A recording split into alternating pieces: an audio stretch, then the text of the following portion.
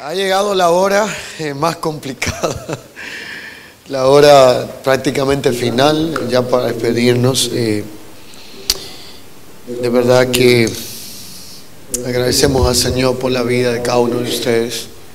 No dejaría la despedida para el final, sino que comenzaría desde ahora. Y después de este tremendo y hermoso tiempo que ha habido en la palabra con el profeta Alan, yo estaba aquí al lado, no estaba por allá, estaba aquí y podía escuchar lo que Dios estaba hablando. Me toca a mí cerrar este tiempo. Yo he tratado de discernir con qué palabra poner un sello a esta convocatoria. Quiero hablar con un corazón y con una disposición de espíritu que pueda contribuir con la aplicación de lo que hemos recibido. Este tipo de convocatoria produce unos problemas interesantes, unos conflictos interesantes. Usted ha estado 3 días acá escuchando algunas declaraciones que traen una provocación en el espíritu. Y regularmente lo que pasa es que cuando nosotros salimos de lugares como este, habiendo estado acá, entonces vamos hacia allá. Allá puede ser allá, donde quiera que usted vaya. Y uno asume que el que no ha estado aquí va a procesar las cosas como usted que estuvo. Entonces uno llega con toda la intensidad de los cambios, con toda la intensidad de la provocación de la palabra, de la transformación. Y se encuentra gente que no responde a ella, porque no estuvo donde usted estuvo. Y eso entonces provoca como si fuera un cortocircuito espiritual. Es una expresión que no es bíblica, pero bueno, entiéndala. Porque uno entonces empieza a preguntarse, ¿y qué le pasa? ¿Y por qué no responden? ¿Por qué no reaccionan? Y ellos no tienen nada menos que usted. El único punto es que ellos no estuvieron donde usted estuvo. Y como ellos no estuvieron donde usted estuvo, usted tiene ahora que tener paciencia para que ellos puedan entonces, con el tiempo, recibir la impartición de aquello que usted ahora carga. Amén. Así que quiero hoy, no porque sea domingo, pero hablarles con un corazón un poquito más pastoral, un poquito más sensible, tierno respecto a lo que tiene que ver con la aplicación y gestión de lo que hemos recibido. Yo voy a invitarle a que usted observe una porción en las Escrituras conmigo, más bien 2. Una de ellas, donde me quiero centrar, aparece en Mateo capítulo 13. Mateo capítulo 13, para su estudio del verso 1 al 23. Para nuestra lectura, específicamente, quiero enfocarme en algo que pues prácticamente enseñé esta madrugada de manera virtual a aquellos con quienes nos relacionamos y que cada mañana los domingos le escribimos. Nos enfocamos nosotros en Mateo capítulo 13, versos 53 a 58. Pero usted después estudie Mateo 13 del 1 al 23, en pocas palabras, el capítulo completo. Pero yo quiero enfocarme en su versículo 53 a 58. Mire, les voy a confiar algo. Si están grabando esto, guárdenme editándolo para que no me saquen de contexto en las redes. Yo casi no tengo videos en las redes. Pero quiero decirles un secreto. La palabra de Dios, la gloriosa palabra, es eterna, es incorruptible. No fue escrita como nosotros la tenemos. Y nosotros tenemos la separación de capítulos, versículos, pero todo fue hecho en el lenguaje y contexto original, en su contexto, línea tras línea, renglón tras renglón. Yo sé que voy a decir algo demasiado fuerte. Yo espero que esto no haga que terminemos mal después que hemos estado tan bien. Pero no se puede confundir la Biblia con la palabra de Dios. Porque la Biblia porta la palabra de Dios. Pero la palabra de Dios no es letras ni páginas, sino que es espíritu y vida. Por lo tanto, la palabra no es de creación terrenal, es eterna. La palabra no se le puede añadir ni quitar, ni tiene extravíos en los puntos y las comas. Por lo tanto, implica que es incorruptible. Y nosotros la tenemos plasmada en la Biblia. Pero la palabra es la esencia que la Biblia expresa. Entonces, cuando yo veo la Escritura, veo la palabra y la Biblia de una forma muy dinámica para poder entenderla mejor. Yo quisiera que esto lo tome con mucho respeto. Pero el hebreo completo fue escrito en un cuadro llamado cuadros pictoriales. Entonces el hebreo es como usted pararse en la ventana y mirar todo el paisaje de este hermoso bosque. Y entonces usted mira en la ventana y cualquiera le pregunta, ¿qué ves? Y te va a decir, yo veo árboles, veo aves, veo una hermosa vegetación, veo un clima precioso, veo una casita allá detrás, veo un camino hecho que parece una carretera pero tiene muchas piedras. Y veo muchas cosas, porque eso es un cuadro pictorial. Entonces el hebreo está lleno de descripciones pictoriales. El Antiguo Testamento está lleno de fotos, de cuadros, acompañados de mensajes que describen con precisión lo que Dios quiso decir.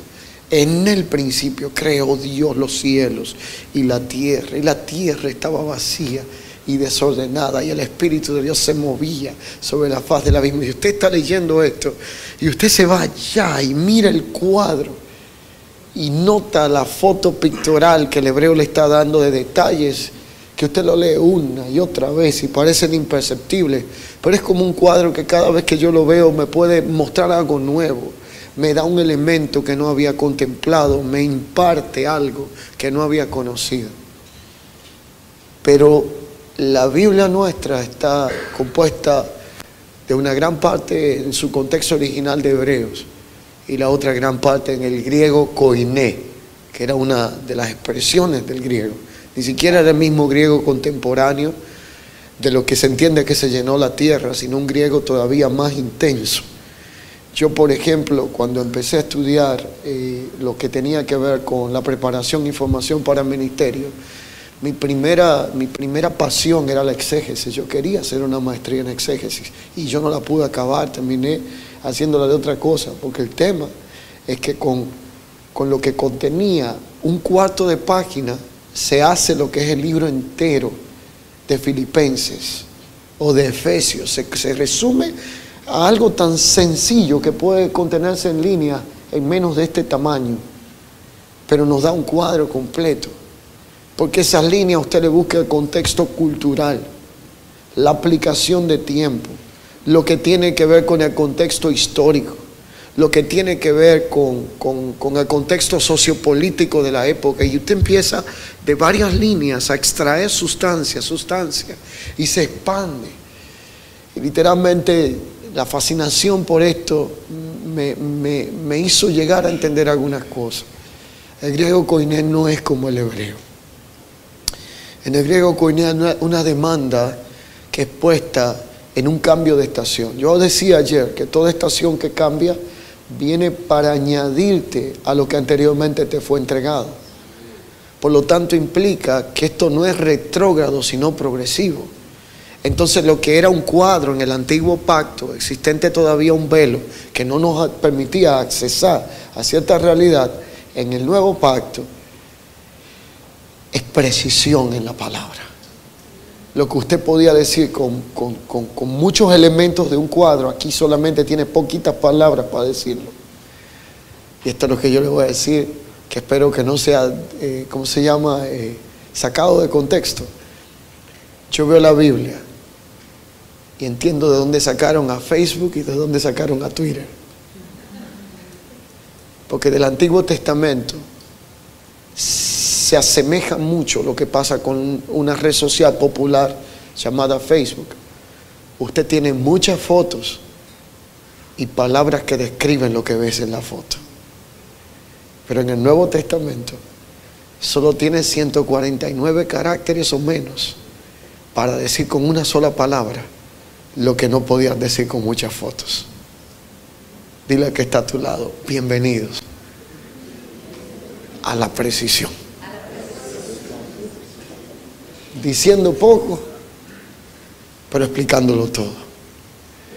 Entonces, esto demanda de nosotros una respuesta.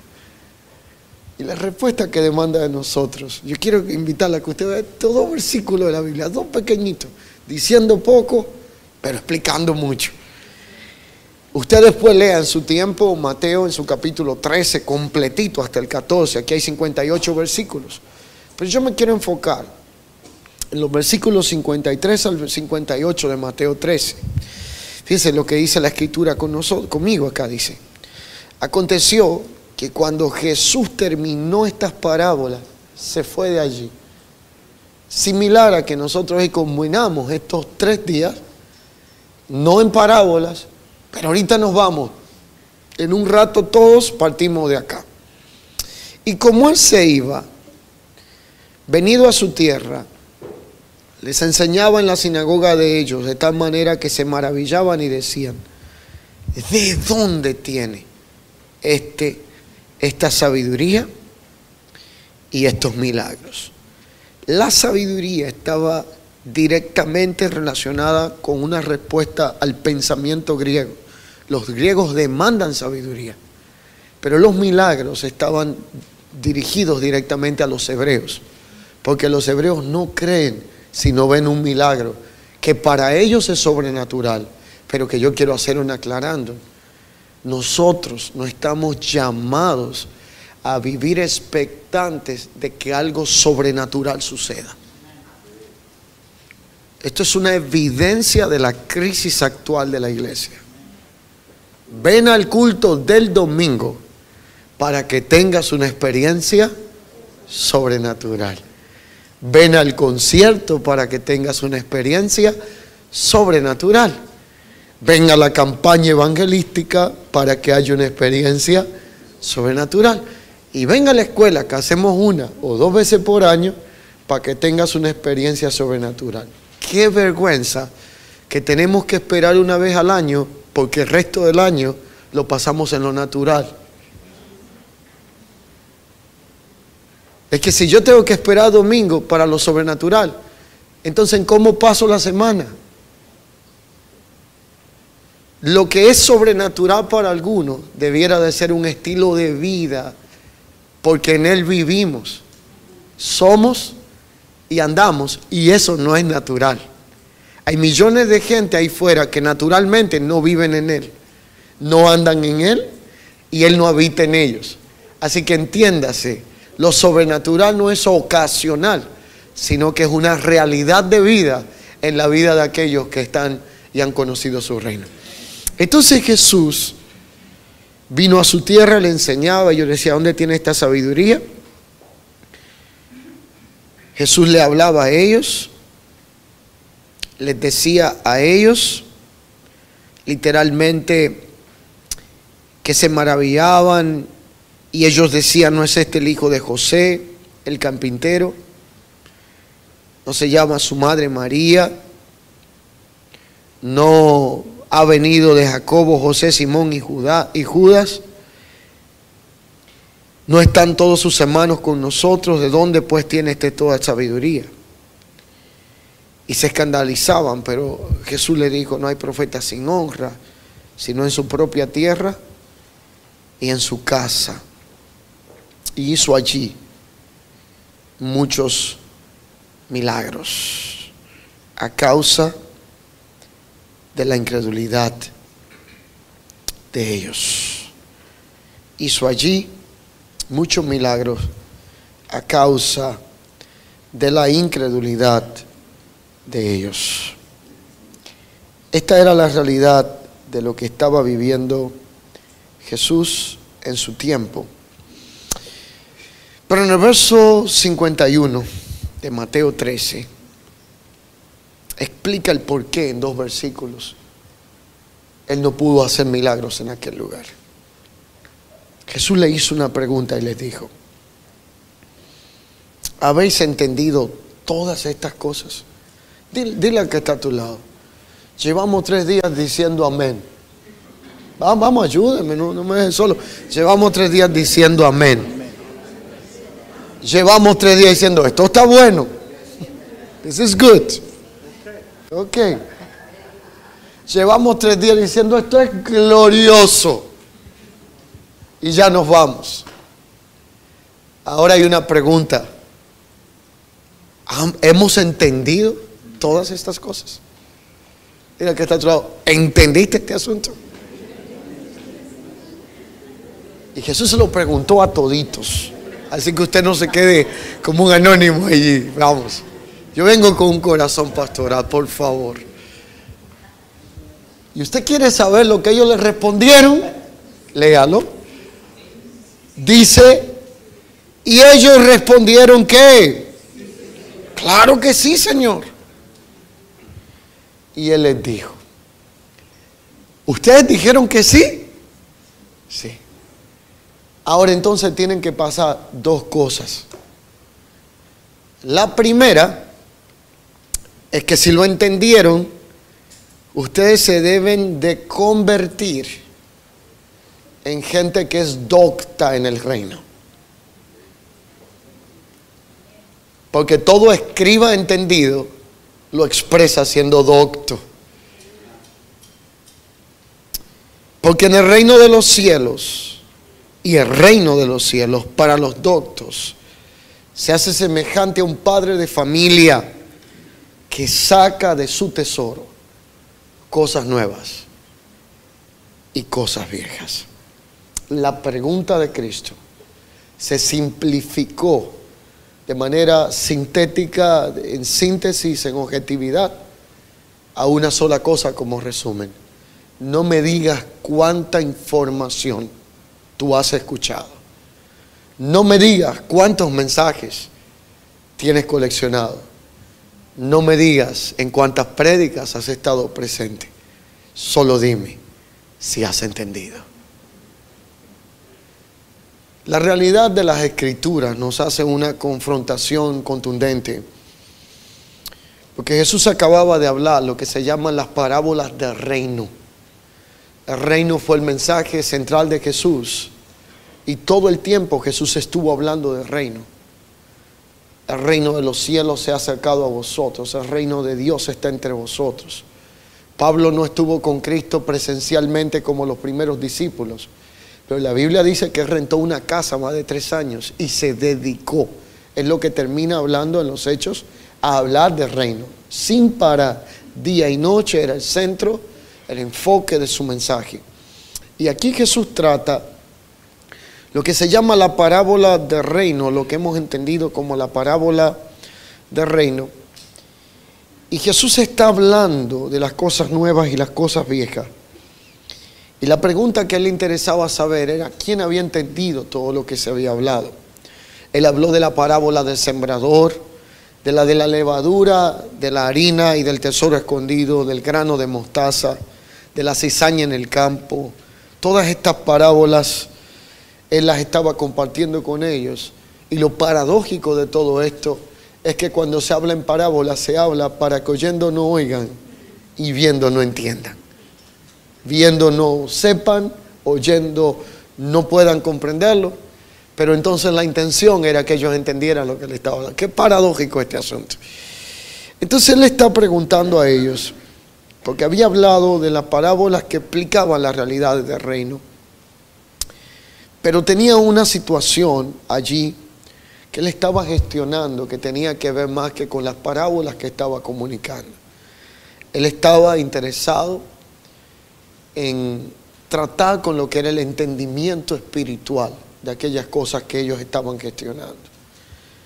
Déjenme decirles, mis amados, que uno de los problemas más grandes que nosotros tenemos para los cambios no tiene que ver con el diablo. El diablo no puede intervenir algunas cosas que Dios está gestando en nosotros. Tiene que ver con una conspiración en el entendimiento. Usted puede estar el día entero despierto y cuando Dios quiere rodarte un velo, la carne suya hace una conspiración con la mente y usted automáticamente, cuando está en el templo o escuchando la palabra, empieza a cerrar los ojos de forma automática hasta que hace como si lo cerrara y lo cierra.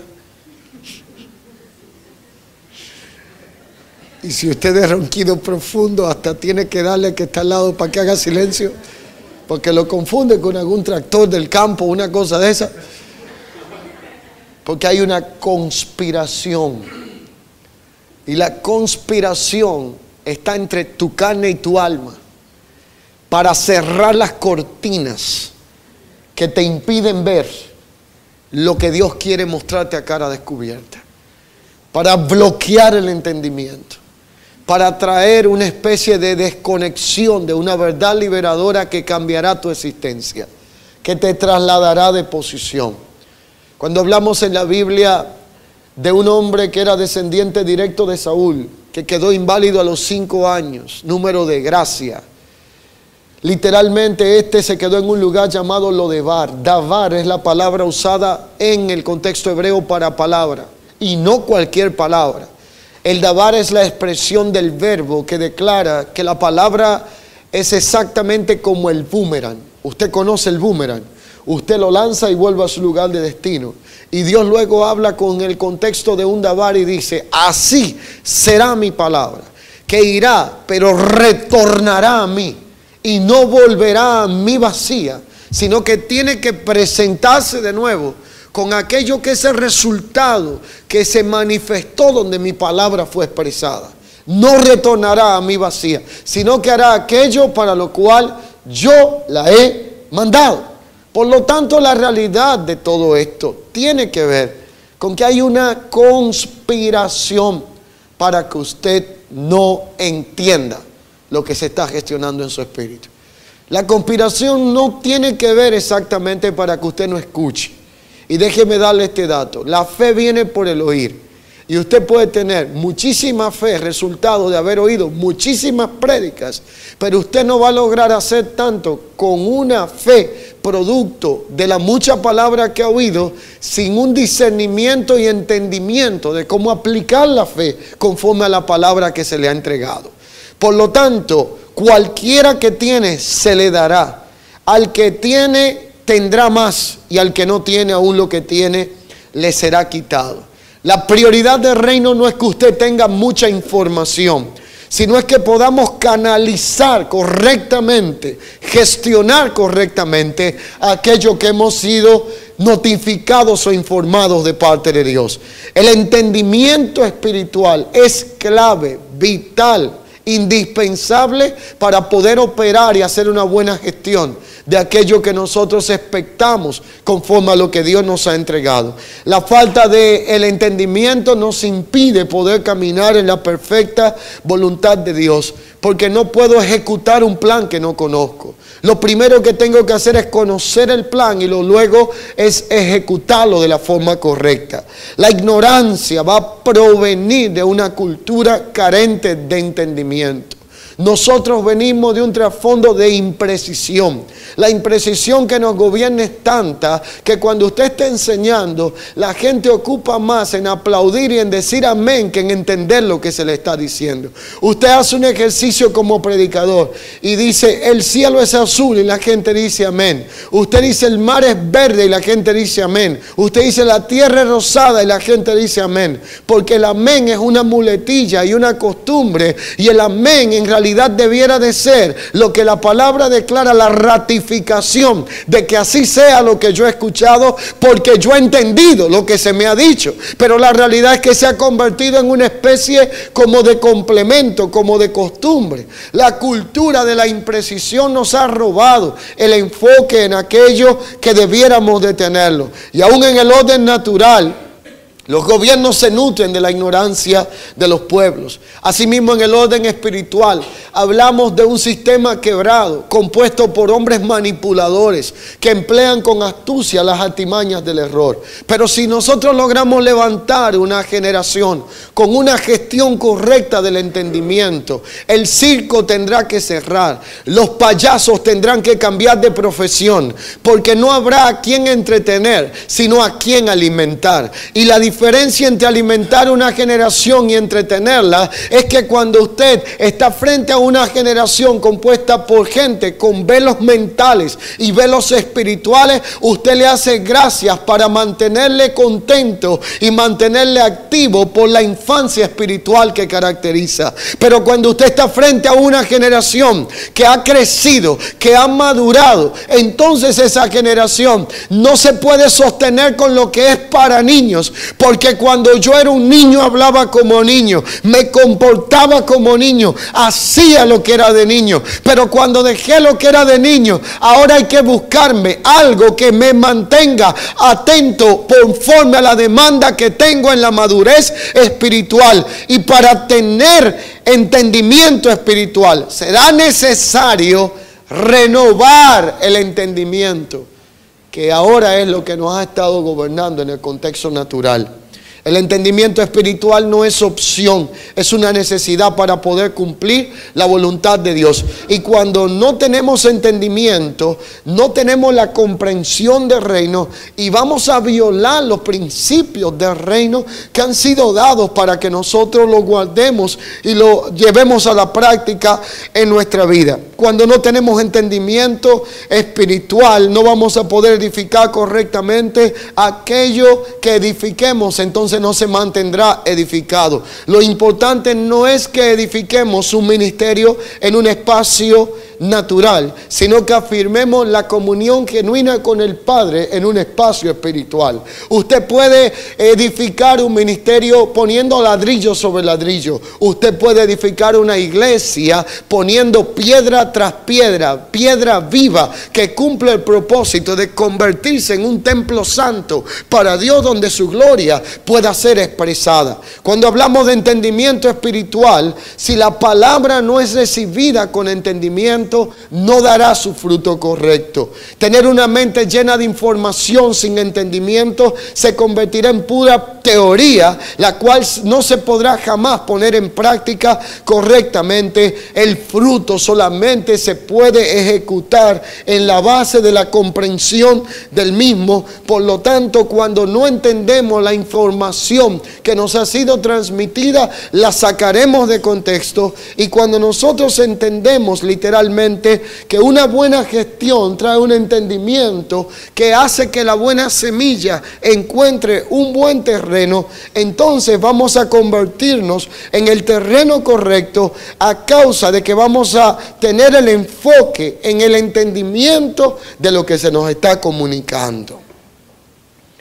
Las características para poder renovar entonces el entendimiento tienen que ver con algunos puntos esenciales. Número 1, conocer a profundidad la palabra de Dios. Número 2, estar dispuesto a amar la palabra. Jesús dijo: si me ama, guarda mis mandamientos, porque Él era la palabra encarnada. Y número 3, estar dispuestos a obedecer la palabra que hemos recibido y aquella que hemos dicho que amamos. Cuando hablamos de pobreza o miseria espiritual, son el resultado de la ignorancia espiritual. Y cuando no entendemos lo que la Biblia dice, entonces vamos a vivir en una bancarrota espiritual, teniéndolo todo, pero como si no pudiéramos administrar absolutamente nada. El fruto que produce el entendimiento es que engendra en nuestra vida la mente de Cristo. Diga conmigo: el fruto del entendimiento espiritual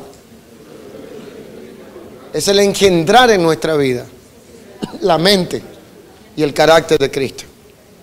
Pero cuando nosotros queremos tener una real fructificación espiritual, lo primero que tenemos que convertirnos es en un buen terreno. Y el inicio de Mateo 13 ahí habla de la parábola del sembrador. Pero luego son varias parábolas del reino que tratan de dar a conocer lo que es el reino de Dios. Pero la conclusión de Jesús es, ustedes entendieron lo que les fue dicho.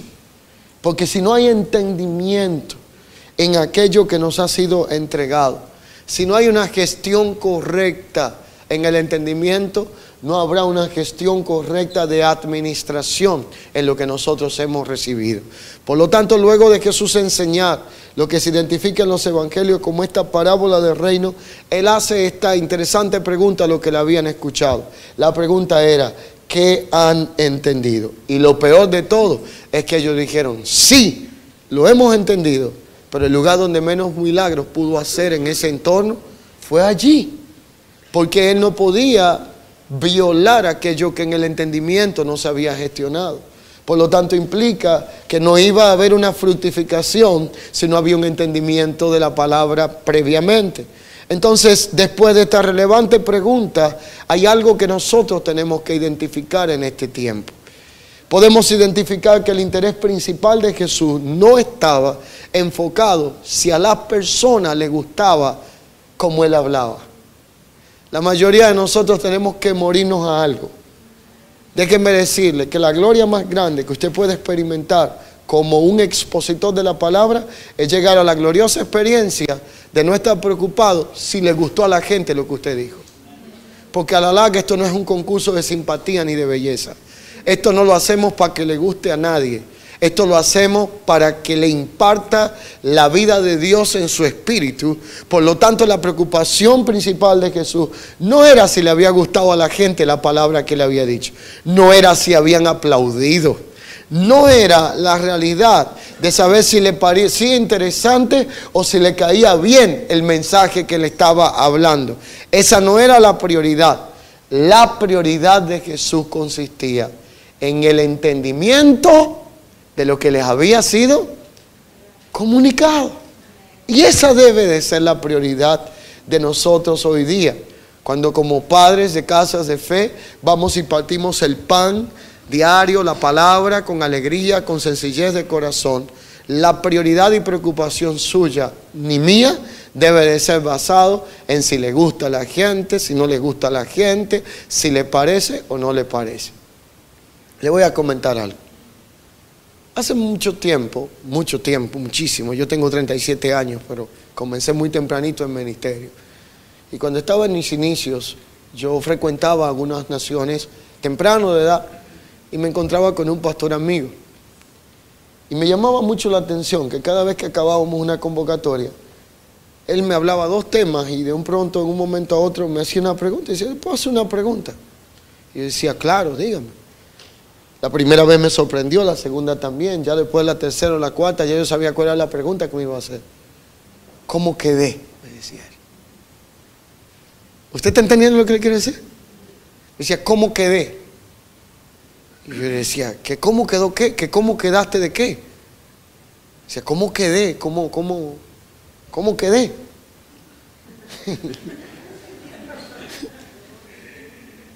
Y decía, ¿qué le pasa a este hombre? ¿Que cómo quedaste de qué? Pero yo se lo hacía a propósito, para ver si se describía mejor. Que cómo quedé en la predicación. Y un día me cansó.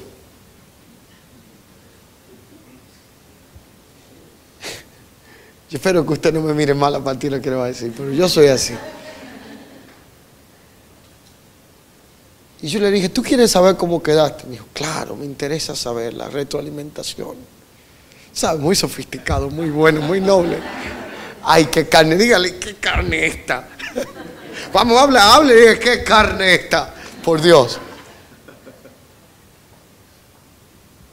Y le dije, quedaste ridículo. Y el hombre ese día hizo así. Yo dije, hoy se acaba la preguntadera, jamás me preguntará. Tengo que resolver este problema, matar el cordero, sacrificarlo, hacer lo que sea, pero hoy se acaba este lío. Yo no aguantaba más la misma pregunta y yo tenía que decirle poderoso, tremendo, porque, por favor, y dije, quedaste ridículo, pésimo, terriblemente mal. Y el hombre se fue poniendo chiquitito. Y la verdad es que estuvo poderoso lo que pasó en ese tiempo. Pero yo tenía que decírselo. tú quedaste ridículo. Y él me dijo, yo no te entiendo. La gente aplaudía. Todo el mundo estaba eufórico, gritaban amén. Y yo le dije, precisamente ese es el problema. Tú quieres que te alimente tu ego diciéndote lo que tú entiendes que sabes. Y yo te estoy diciendo que quedaste ridículo, pésimo, porque tú lograste la recompensa de lo que estabas buscando. La gente te aplaudió, gritó eufóricamente, salieron contentos.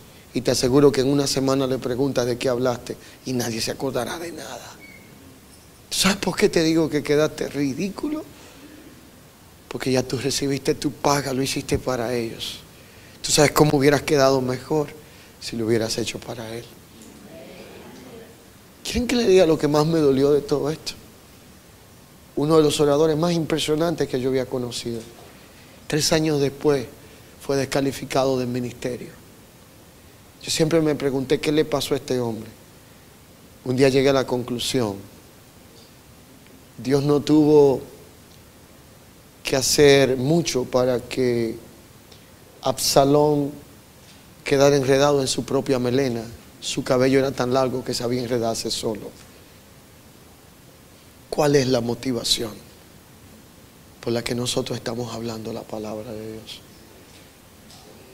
Todos nosotros somos líderes, pastores. Estamos hablando aquí claro, de frente. Usted que no enseña en la célula, exhorta la ofrenda, la apertura, predica la palabra. ¿Usted está predicando para quedar bien con la gente? Para que sea nice, para que lo sigan en las redes, para que le den un aplauso, 2 likes, una palmadita en el hombro, para que te digan, wow, pastor, me bajaste los cielos hoy. O para que algo quede grabado en su entendimiento. Porque cuando tú le impartes al alma, hasta te aflige si no recibe la respuesta. Cuando tú enseñas para grabar en el espíritu, a usted no le importa lo que la gente piensa de lo que usted dijo. Usted no le está hablando al alma de la gente.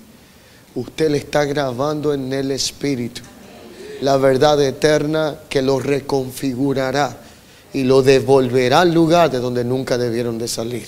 Usted está grabando los principios eternos de la palabra de Dios en el espíritu de la gente. Para que la gente pueda tener la reacción correcta, necesitamos provocar una gestión correcta del entendimiento. Y la prioridad de Jesús, más que lo bien que lo estaba haciendo, era cuál era el entendimiento de los receptores a los que le había comunicado las verdades poderosas del reino, dando una prioridad muy relevante a la gestión del entendimiento espiritual, más que a la simpatía, los aplausos y toda la empatía que el mensaje pudiera producir. Nuestra prioridad debe de ser que el mensaje que comuniquemos sea entendido, no con el fin de agradar a los hombres, sino de haber cumplido el propósito de la edificación. Por lo tanto, si somos intencionales en responder a preguntas como esta, el punto aquí no es qué es lo que yo pienso que entendí, sino que discernir lo que yo he entendido es lo que realmente debe de ser gestado en mi espíritu. Esta gente pensaba que había entendido correctamente, pero no habían discernido correctamente si en el espíritu se había gestado lo que le había sido entregado a ellos. Cuando la palabra se recibe con entendimiento espiritual, te hará 2 resultados indudables. Uno se llamará fructificación, el otro se llamará transformación. Lo que se entiende debe de dar fruto. Lo que se entiende se debe de traducir en un testimonio de vida, en un modelo de comportamiento que evidencie lo que ha sido recibido en el espíritu. Una conducta que evidencia lo que se ha gestionado previamente en el entendimiento espiritual a través de un modelo de comportamiento que glorifica al Señor en nuestra vida y nos saca de la posición de vivir gloriosos domingos y miserables lunes. La causa que movía a Jesús era el establecimiento del reino de Dios en la vida de las personas. Sin embargo, esa era la causa, pero la realidad es que existían grupos de personas entre los que recibían el mensaje porque querían identificarse con él, pero habían otros grupos dentro de ellos que recibían el mensaje porque querían resolver una crisis, porque querían resolver una impronta de una necesidad que tenían. Se lo planteo de esta forma: hay quienes vendrán porque aman la palabra, pero hay quienes vendrán porque les representa una especie de abastecimiento para sobrevivir la próxima semana. Usted no está para una cultura de sobrevivencia, usted está para una cultura que gestione en el entendimiento la realidad de un estilo de vida que reproduzca el reino de Dios para con nosotros y todas nuestras generaciones, lo cual implica que esto no es algo para yo consumirlo y que me sostenga por una semana más, a ver lo que pasará el otro domingo, a ver si llego vivo a la otra semana. Eso es tener una expectativa frustrante. Pero cuando yo recibo la palabra de gracia, la palabra de gracia no viene para darle la dosis al alma que la tranquilizará por los próximos 7 días. La palabra de gracia viene para detonar en mi espíritu todo aquello que me ha sido dado por Cristo,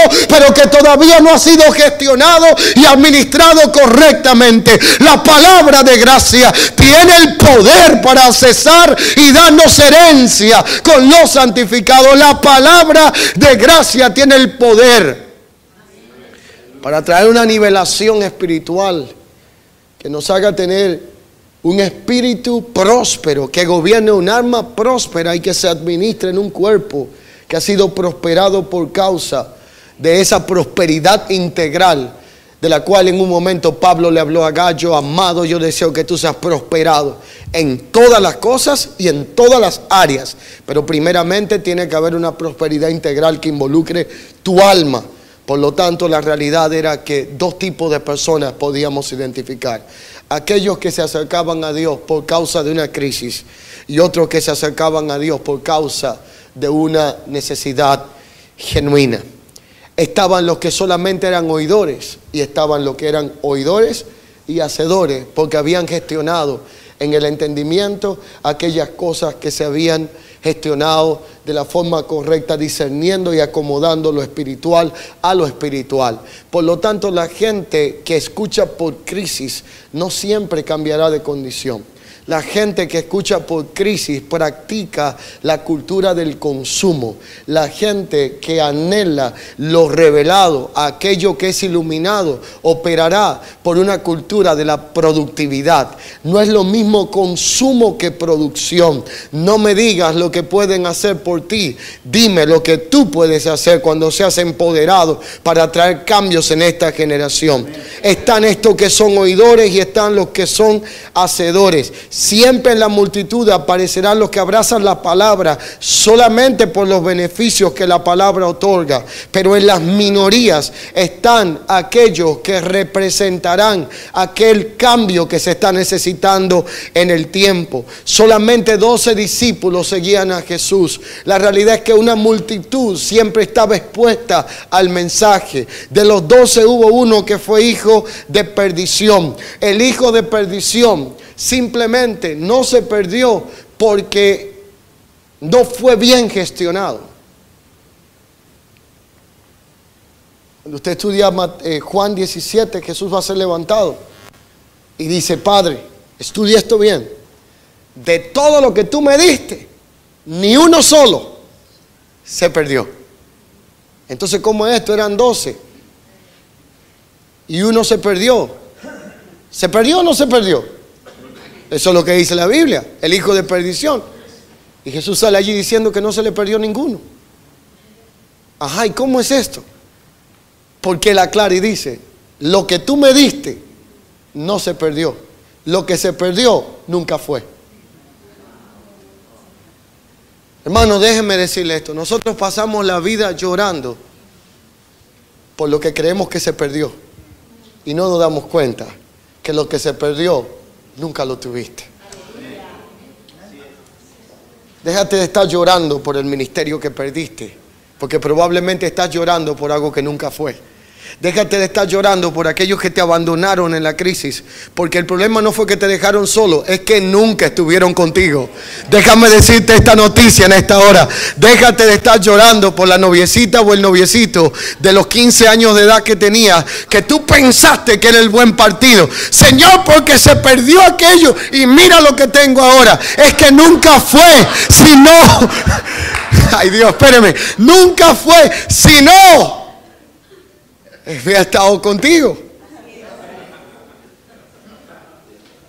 Dile al que está dudando, esto es para que te cures o te cures en este día.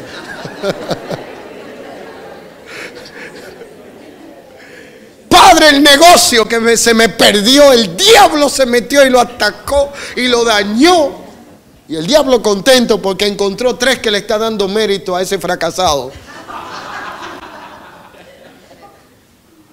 Padre, mira. El proyecto, el edificio que yo vi, le puse la mano, le embarré el aceite, le eché agua bendita, entré a la iglesia en el ayuno y me lo robó el diablo. Nunca fue tuyo, no lo perdiste. Jesús tenía 12 gente allí y se multiplicó en los multiplicadores que llenaron la tierra. Pero siempre se aseguró de que ellos estuvieran gestionando el entendimiento. Mateo 16, lo que hablaba el pastor Manuel ayer. ¿Qué dice la gente que yo soy? ¿Qué dicen ustedes que yo soy? ¿Qué han entendido de este mensaje? A mí no me digas si están los 52 domingos del año en un templo. Eso no me impresiona. Tú puedes ser un consumista de información. Nosotros necesitamos gente que se pare frente a la palabra con entendimiento. No para consumir información, sino para transformar una generación. Necesitamos gente que no sean simplemente consumistas de revelación por revelación, sino de revelación que evidencie la transformación. Necesitamos una generación de gente entendida en la gestión espiritual. A mí no me impresiona el que ha oído 52 prédicas en el año. Me llama la atención de Caleb y Josué, que cuando tenían ya 85 años se acordaron de un mensaje que le predicaron hace 40 años.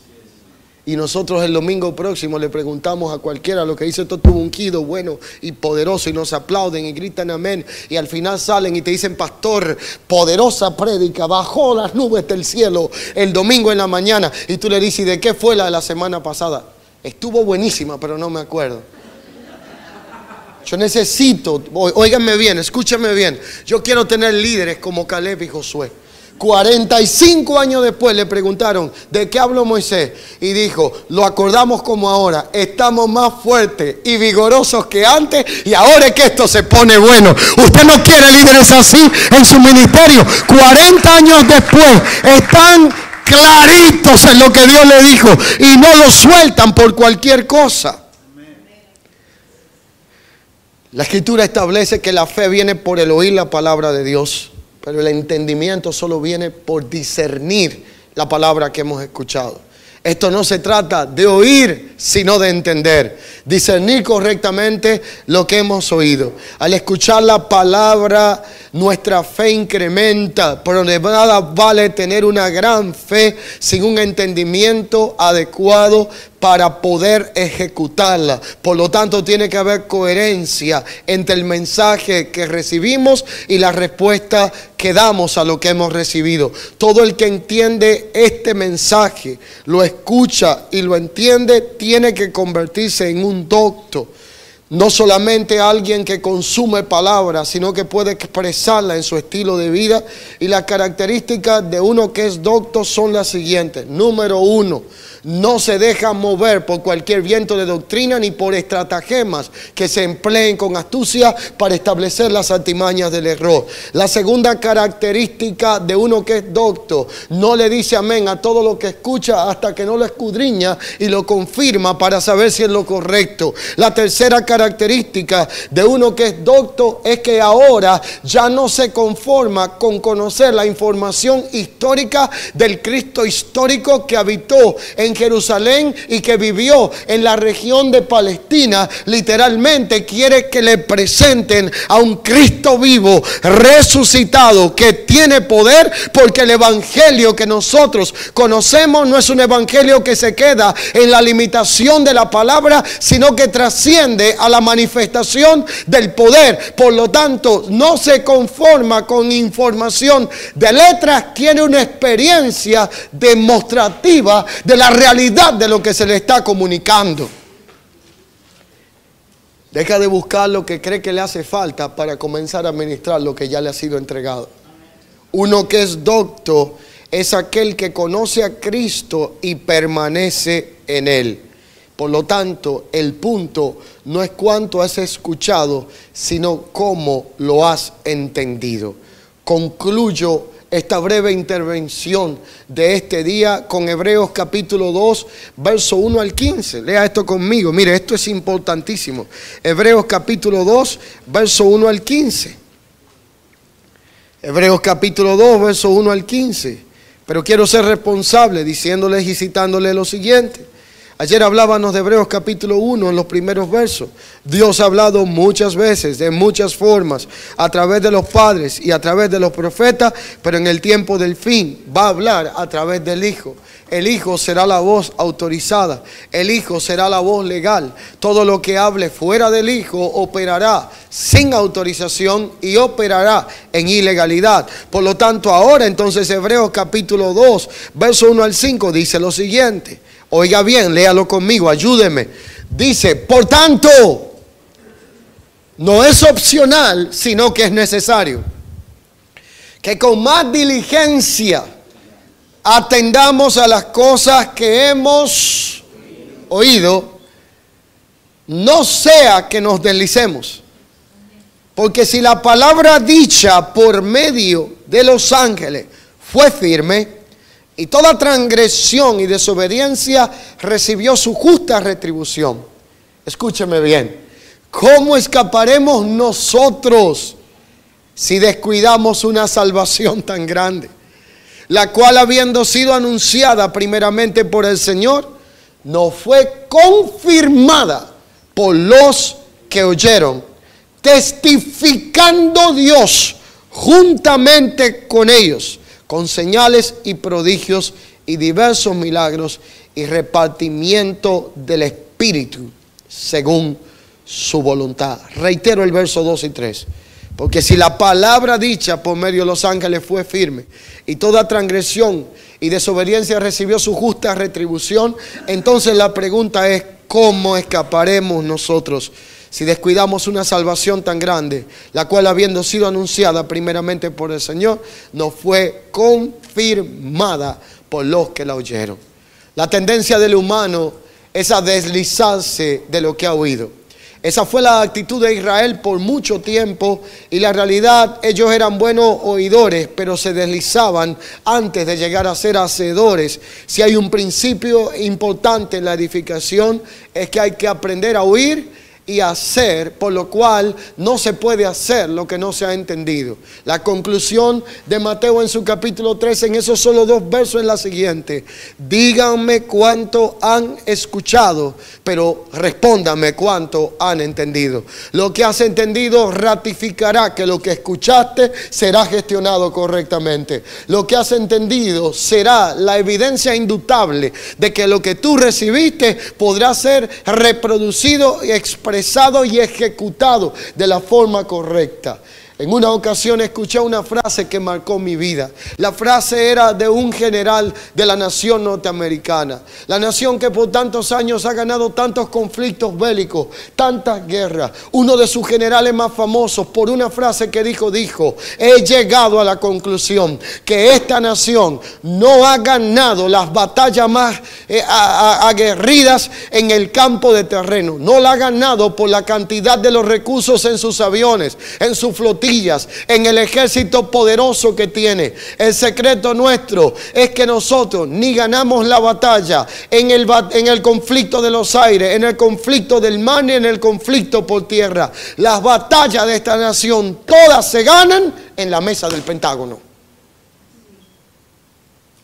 Porque en la mesa del Pentágono se trazan los planes que se ejecutarán mañana en el lugar del conflicto.